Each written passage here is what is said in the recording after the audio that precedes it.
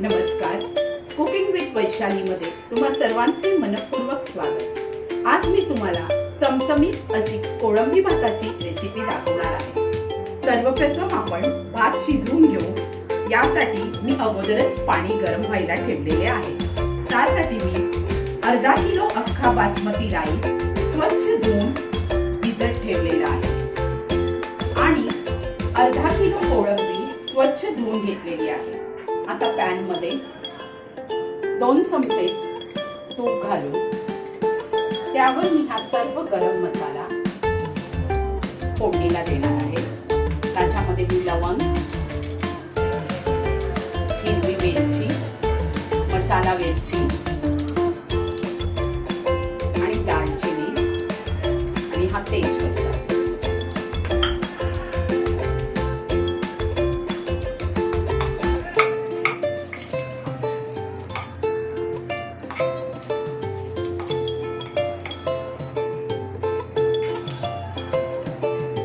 फोडणी तयार आहे।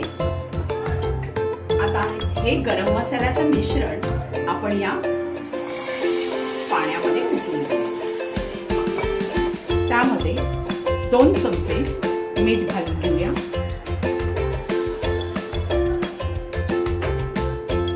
पाण्याला उकळी आलेली आहे।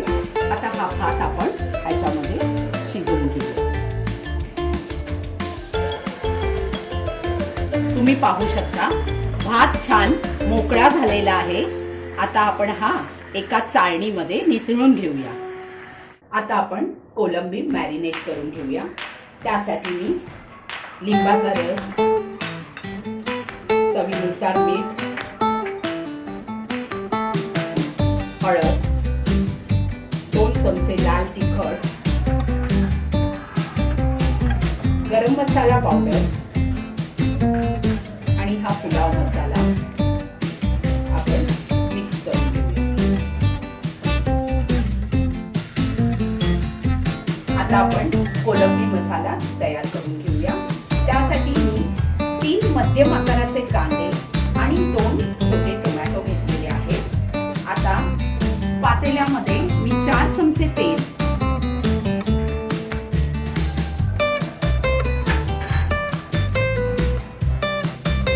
बारीक चिरलेला कांदा,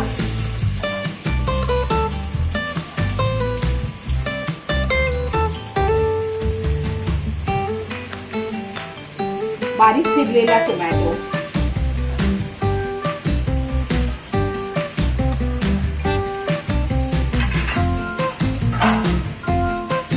घालून व्यवस्थित मिश्रण मिक्स करून घेऊया।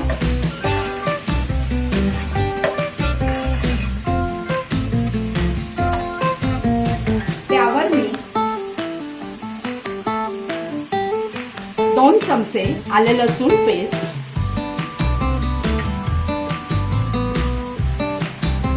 आणि पाव चमचा हळद घालूया।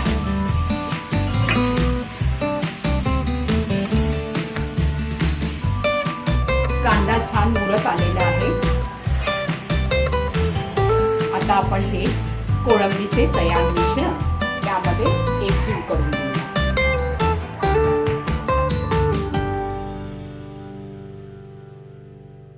आपले कोळंबीचे मिश्रण तयार आहे।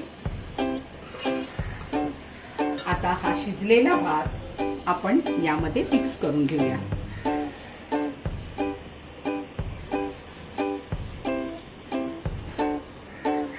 आता भात आपला छान मिक्स झालेला आहे। तुम्ही पाहू शकता भाताचं स्ट्रक्चर।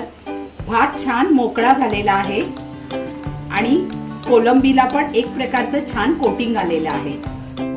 गार्निशिंग साठी 2 मोठे कांदे मी उभे चिरून घेतलेले आहेत। ते आता मी तळून घेत आहे।